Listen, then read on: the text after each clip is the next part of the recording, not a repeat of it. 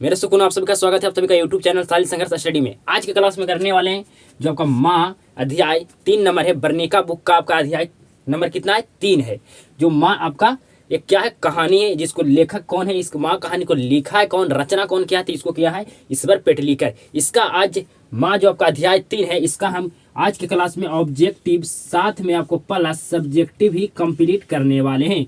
अगर आप माँ चैप्टर को, जो कहानी आपका है माँ अध्याय नंबर 3, अगर उस कहानी को आप बेहतर ढंग से समझ लेते हैं तो आपसे एक भी ना बोर्ड एग्जाम में ऑब्जेक्टिव छूटने वाला है, ना आपका एग्जाम में एक सब्जेक्टिव प्रश्न भी छूटने वाला है। ठीक है, तो अगर आप कहानी का अभी तक नहीं देखें तो वीडियो के डिस्क्रिप्शन में लिंक दे दूंगा, या आई बटन पर जाके माँ कहानी को आप बेहतर ढंग से समझ सकते हैं। आप सभी को बेहतर ढंग से आपको माँ कहानी को आप सभी को पढ़ाए हैं। ठीक है, तो माँ कहानी का क्या करने वाले हैं, ऑब्जेक्टिव और सब्जेक्टिव, तो आपका चैप्टर हो जाए क्या, फिनिश। अगर आप माँ चैप्टर को कंप्लीट कर लेते हैं, आपका पूरा अच्छे तरीका से आप कहानी समझ लेते हैं, तो आपका ऑब्जेक्टिव सब्जेक्टिव सारा कंप्लीट हो जाएगा। ठीक है, तो कितना नंबर का आपका बोर्ड एग्जाम में प्रश्न पूछा जाता है, तो आपका 2 नंबर का आपका ऑब्जेक्टिव पूछेगा, और आपका 1 नंबर का 1 गो आपको क्या पूछेगा, सब्जेक्टिव, जो 2 अंक का होगा। मतलब एक चैप्टर पढ़ते हो तो 4 नंबर आपको मिलने वाला है। कितना नंबर मिलने वाला है आपको? अगर एक चैप्टर आप पढ़ते हो माँ सिर्फ, तो 4 नंबर मिलने वाला है। 2 ऑब्जेक्टिव पूछेगा माँ चैप्टर से, आपका अध्याय से, अध्याय नंबर 3 माँ जो आपका कहानी है वर्णिका बुक में, उसमें आपको 2 ऑब्जेक्टिव पूछेगा, एक आपका सब्जेक्टिव क्वेश्चन पूछेगा 2 नंबर का, तो आपका टोटल 4 नंबर हो गया। माँ कहानी से आपका कितना नंबर का प्रश्न पूछा जाता है बोर्ड एग्जाम में, तो आपको 4 नंबर का पूछा जाता है। वर्णिका का जो 5 चैप्टर है, 5 चैप्टर का पढ़ लेते हैं, तो आपको कितना नंबर का प्रश्न पूछा जाता है, तो आपको 4 5 20 नंबर के, 20 नंबर के आपको पूछेगा सिर्फ खाली वर्णिका बुक से। आपका हिंदी में 15 को क्या पूछेगा आपको, ऑब्जेक्टिव। हर चैप्टर से 2 या 3 ऑब्जेक्टिव को पूछा जाता है, और सब्जेक्टिव आपको 3 से 4 देखने के लिए मिलेगा। सिर्फ आपको 10 को जो मिलता है 2 नंबर का क्वेश्चन, जिसको लॉन्ग क्वेश्चन कहते हैं, 2 से 3 क्वेश्चन आपको वर्णिका बुक से रहता है। 7 जो आपका रहता है, जो ये 2 नंबर का क्वेश्चन लगातार ये प्रश्न हुए रहता है आपका गोधौली बुक से। ठीक है, तो आज के क्लास में क्या करने वाले हैं, ऑब्जेक्टिव प्लस सब्जेक्टिव माँ जो आपका कहानी अध्याय नंबर 3 है उसका करने वाले हैं, जिससे आपका एग्जाम में 4 नंबर मिलेगा। आपको 4 नंबर का प्रश्न पूछा जाएगा, आपको 4 नंबर लेकर आइएगा, ये हमें उम्मीद और विश्वास है। तो आज को क्लास को शुरू करते हैं। फर्स्ट क्वेश्चन है, माँ कहानी किस लेखक द्वारा रचित है? बताना कि माँ कहानी किस लेखक द्वारा रचना किया गया है। तो ऑप्शन सही होगा आपका ए, ईश्वर पेटलीकर द्वारा माँ कहानी को रचना किया गया है। और दही वाली मगम्मा कहानी को किस लेखक द्वारा रचना किया गया है? तो श्रीनिवास लेखक द्वारा रचना किया गया है। और ढहते विश्वास कहानी किस लेखक द्वारा रचना किया गया? तो सातकोड़ी होता द्वारा ढहते विश्वास कहानी को रचना किया गया है। तो आपका ऑप्शन क्या सही होगा, माँ कहानी को किस लेखक द्वारा रचना किया गया है? तो ए ऑप्शन सही होगा आपका, ईश्वर पेटलीकर। अगला क्वेश्चन है, माँ कहानी किस भाषा से अनुदित है? बताना कि माँ कहानी जो है किस भाषा से अनुदित है? तो आपका गुजराती भाषा से अनुदित है। ऑप्शन सही होगा ए। ठीक है, उड़िया जो आपका भाषा है, जो ढहते विश्वास कहानी से अनुदित है। ढहते विश्वास कहानी किस भाषा से अनुदित है? तो उड़िया भाषा से। और कन्नड़ जो आपका कौन सा ऐसा कहानी है जो कन्नड़ भाषा से अनुदित है? आपको आंसर कमेंट में देना है। ठीक है, अगला क्वेश्चन है, माँ कहानी किस लेखक द्वारा अनुदित है? मतलब बताना है कि माँ कहानी को हिंदी में कौन ट्रांसलेट किया है। हम लोग तो माँ कहानी को हिंदी में पढ़ते हैं, लेकिन इसको लिखा गया है माँ कहानी को ईश्वर पेटलीकर द्वारा, कहा गुजराती भाषा में। इसको हिंदी में कौन ट्रांसलेट किया है? तो गोपाल दास नागर। ठीक है, और ढहते विश्वास कहानी को किस लेखक द्वारा अनुदित किया गया है हिंदी में? तो राजेंद्र प्रसाद मिश्र द्वारा। ठीक है, और दही वाली मगम्मा कहानी किस लेखक द्वारा अनुदित किया गया था? B.R. नारायण। हिंदी में जो दही वाली मगम्मा कहानी किस भाषा में लिखा गया था? कन्नड़ में। लेकिन हम लोग पढ़ते हैं हिंदी में, तो हिंदी में अनुवाद कौन किया? B.R. नारायण। ठीक है, अगला क्वेश्चन है, मंगू की माँ की कितनी संतानें थी? मंगू की माँ की कितनी संतानें थी टोटल? तो 4 थी। ऑप्शन सही होगा आपका डी। अगला क्वेश्चन है, मंगू के अलावा उसकी माँ की कितनी संतानें थी? मतलब मंगू का आपको छोड़ देना है, तो उसकी मंगू का आप छोड़ देते हैं। मंगू के अलावा उसकी माँ की कितनी संतानें थी? तो 3 संतानें थी। ऑप्शन सही होगा सी।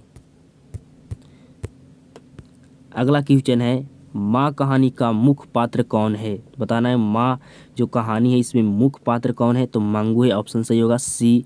लक्ष्मी किस कहानी का मुख्य पात्र है? और मगम्मा किस कहानी का मुख्य पात्र है? इसको आंसर आपको कॉमेंट में देना है। अगला क्वेश्चन है, मंगू जन्म से थी। मंगू जन्म से क्या थी? तो मंगू जन्म से पागल और गूंगी दोनों थी। ठीक है, ऑप्शन सही होगा आपका ए। मंगू के कितने भाई थे? तो मंगू कितने भाई थे? तो मंगू के 2 भाई थे, ठीक है। मंगू के 2 भाई थे और मंगू की जो माँ की कितनी संतान थी? 4 थी और 2 बेटा और 2 बेटियां था मंगू के माँ के, ठीक है। अगला क्वेश्चन है, पराई माँ ही कान छेदती है, यह है बताना। कोई पराई माँ ही कान छेदती है क्या है? मतलब अपनी माँ जो होती है, जो अपनी इतना भी बच्चे का दर्द नहीं सहन कर पाती कि अपना बच्चे का कान भी छेद सके। मतलब अपना जो माँ होता है जो बच्चों का दर्द सहन नहीं कर पाता है, इस लाइन इस अर्थ इसका मतलब यही हुआ। तो क्या है? ये कहावत है। क्या है? कहावत है कि पराई माँ ही कान छेदती है, या क्या एक कहावत है? ऑप्शन सही होगा आपका बी। अगला क्वेश्चन है, किसने कहा था कि अगहन के महीने में मंगू ठीक हो जाएगी? तो किसने कहा था कि अगहन के महीने में मंगू ठीक हो जाएगी? तो ज्योतिष ने। किसने कहा था? ऑप्शन सही क्या होगा? ए, ज्योतिष ने कहा था कि मंगू अगहन के महीने में ठीक हो जाएगी मंगू के माँ से, ठीक है। अगला क्वेश्चन है, माँ के लिए कौन सा माह आराध्य देव बन गया था? तो माँ के लिए कौन सा माह आराध्य देव बन गया था? तो अगहन के महीना जो था मंगू के माँ के लिए आराध्य देव बन गया था, क्योंकि उसके लिए आराध्य देव मतलब होता है उसके लिए भगवान का दिन था अगहन के महीने में, ठीक है। तो ऑप्शन सही होगा कभी। किसने कहा था? ज्योतिष ने कहा था कि मंगू अगहन के महीने में ठीक हो जाएगा, इसलिए मंगू के माँ के लिए कौन सा माँ आराध्य देव बन गया था? तो अगहन के महीने बन गया था। ऑप्शन सही होगा बी। अगला क्वेश्चन है, मंगू की बड़ी बहन का नाम क्या था? बताना है कि मंगू की जो बड़ी बहन थी उसका नाम क्या था? उसका नाम था कम्मू। और मंगू था जो छोटी बहन, छोटी थी, जो माँ के क्या थी? छोटी बेटी थी, मतलब कम्मू इसकी मंगू की बड़ी बहन थी और मंगू थी जो सबसे छोटी थी। तो ऑप्शन सही आपका क्या होगा? बी, कि मंगू की बड़ी बहन का नाम क्या है? तो कम्मू। कम्मू या कम्मू भी नाम होता है, कम्मू भी कहीं लिखा रहता है और कम्मू भी लिखा रहता है। ऑप्शन सही आपका होगा क्या? बी। अगला क्वेश्चन है, कन्या विद्यालय में पढ़ने वाली लड़कियां जो बाद में पागल हो गई उसका नाम क्या था? जो मंगू के गांव में जो एक लड़की पागल हुआ था कन्या विद्यालय में पढ़ने वाला, उसका नाम क्या था? तो उसका नाम था कुसुम। ऑप्शन सही होगा ए।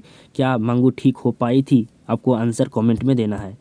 अगला क्वेश्चन है, मंगू की माँ अस्पताल को किसकी उपमा देती थी? तो मंगू की माँ अस्पताल की उपमा किसकी देती थी? गौशाला की।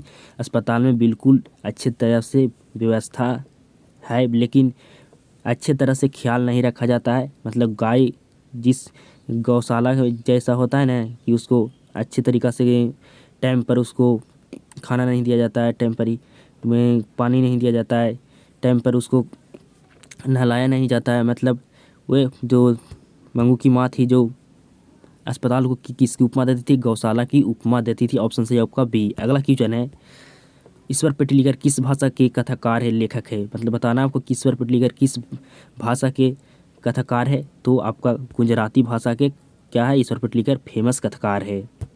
अगला क्वेश्चन है, मंगू को लोग कहाँ भर्ती करने की सलाह देते थे? तो मंगू को लोग कहाँ भर्ती करने की सलाह देते थे? तो अस्पताल में। ऑप्शन सही होगा आपका ए। ऑप्शन सही होगा ए। अब देखते हैं सब्जेक्टिव क्वेश्चन, ठीक है। पहला सब्जेक्टिव क्वेश्चन है, मंगू की प्रति माँ और परिवार के अन्य सदस्यों के व्यवहार में जो फर्क है उससे अपने शब्दों में लिखना है। आपको लिखना है कि मंगू के जो प्रति माँ और उसका परिवार के अन्य सदस्यों में व्यवहार में जो फर्क है, उसका माँ था जो क्या करता था? मंगू को बहुत ज़्यादा प्यार करता था, चाहता था, लेकिन उसका परिवार जो के लोग थे जो उसको मंगू से क्या मुक्ति चाहता था कि मंगू मर जाए। मतलब मंगू को इतनी अथी करना नहीं चाहता था, मंगू को बोझ समझता था। क्या समझता था? बोझ समझता था। इसका मंगू के माँ और उसके परिवारों में क्या व्यवहार था उसको आपको बारे में अपने शब्दों में लिख देना। बिल्कुल आप लिख दीजिएगा 100%। अगला क्वेश्चन है सब्जेक्टिव, माँ मंगू को अस्पताल में क्यों भर्ती नहीं कराना चाहती थी? विचार करें। तो माँ मंगू को क्यों अस्पताल में भर्ती नहीं करना चाहता था, इसको आपको क्या करना है? आपको अपने विचारों में क्या करना? शब्द को उत्तर देना है। अब बिल्कुल प्रश्न को उत्तर देना है। अब बिल्कुल लिख दीजिएगा कि माँ मंगू को अस्पताल में क्यों भर्ती नहीं कराना चाहती थी? मंगू की जो माँ थी जो चाहती थी कि अस्पताल में बिल्कुल अच्छे तरीक़ा से सेवा नहीं किया जाता, ख्याल नहीं रखा जाता। हम माँ होकर अगर उसकी सेवा नहीं कर सकती तो अस्पताल वाले सेवा क्या करेंगे मंगू के? मतलब मंगू को माँ का जो डर लगता था कि मंगू कहीं खो ना जाए, इसके वजह से मंगू के मौत हो जाए। अस्पताल में भेजना नहीं चाहता था कि जो अस्पताल में होते हैं जो अच्छे तरीक़ा से ख्याल नहीं रखा जाता, उसे टाइम पर न खाना दिया जाता है, मतलब टाइम पर उसको साथ अच्छे तरीक़ा से ख्याल उसको नहीं रखा जाता है। इसके बारे में आपको लिखना है मंगू के माँ और कि मंगू के माँ अस्पताल क्यों नहीं मंगू को भेजना चाहता था। इसके आपको विचार करें, कहानी पढ़िएगा, बिल्कुल बेहतर ढंग से आप आंसर दीजिएगा। नेक्स्ट क्वेश्चन है, कुसुम के पागल में सुधार देखकर मंगू के प्रति माँ और परिवार और समाज के प्रति को प्रक्रिया को अपने शब्दों में लिखे। कुसुम के पागलपन में जो सुधार देखकर मंगू के प्रति माँ के परिवार और समाज की प्रतिक्रिया को अपने शब्दों में लिखे। मतलब कुसुम जो पागल में जो कुसुम मंगू के गांव की एक लड़की तो जो कन्या विद्यालय में पढ़ती थी, वो क्या हो गई थी, पागल हो गई थी, लेकिन वो अस्पताल में जाकर क्या हो गई थी, ठीक हो गई थी। तो उसी के बारे में आपको लिखना है कि जब ठीक हो गई थी तब मंगू के प्रति जो माँ का परिवार और समाज की प्रतिक्रिया को अपने शब्दों में आपको इस क्या करना, लिखना है। आप बिल्कुल लिख लीजिएगा। कहानी आप पढ़े होंगे बेहतर ढंग से, आपको कहानी समझ में आया होगा, तब कहानी आप समझ जाइएगा, तब लिख दीजिएगा क्वेश्चन का आंसर बिल्कुल बेहतर ढंग से। नेक्स्ट क्वेश्चन है, अगला क्वेश्चन है, मंगू जिस अस्पताल में भर्ती की जाती है उस अस्पताल के कर्मचारियों व्यवहार कुशल या संवेदनशील विचार करें। इस क्वेश्चन का क्या करना है, आपको आंसर देना है कि जो मंगू को अस्पताल में भर्ती किया जा रहा था, जो कर्मचारियों था उसका व्यवहार कैसा था, अच्छा था या ख़राब था, इसके बारे में आपको इस क्वेश्चन का आंसर लिखना है। नेक्स्ट क्वेश्चन है, माँ कहानी का सारांश प्रस्तुत कीजिए। माँ कहानी को आपको क्या करना है, सारांश को प्रस्तुत करना। बिल्कुल बेहतर ढंग से क्वेश्चन का आप आंसर दे सकते हैं अगर आप कहानी समझ जाते हैं माँ कहानी को। तो ये आपका 5 सब्जेक्टिव क्वेश्चन था जो माँ चैप्टर से था। ये 5 सब्जेक्टिव क्वेश्चन को आप अच्छे तरीके से कहानी को समझ लेते हैं तो 5 क्वेश्चन का आप आंसर दे सकते हैं। इसका आंसर आपको टेलीग्राम पर ग्रुप पर मिल जाएगा, आप इस टेलीग्राम को ज्वाइन कर लीजिएगा, इसका आंसर मिल जाएगा। आप खुद से भी कहानी को समझ के आंसर दे सकते हैं, ठीक है। तो ये 5 क्वेश्चन है सब्जेक्टिव, आपको ऑब्जेक्टिव करा दिए, ऑब्जेक्टिव सब्जेक्टिव दोनों आपका कंप्लीट कर दिए इस क्लास में। तो आपका एग्जाम में ना ऑब्जेक्टिव छूटने वाला ना सब्जेक्टिव छूटने वाला है, ठीक है। तो अगर क्लास आपको पसंद है तो क्लास को ज़्यादा लोगों तक शेयर कीजिएगा, ये हमें उम्मीद है, विश्वास है। नेक्स्ट क्लास में आप सबके साथ मुलाकात होता है ज़बरदस्त तरीके से।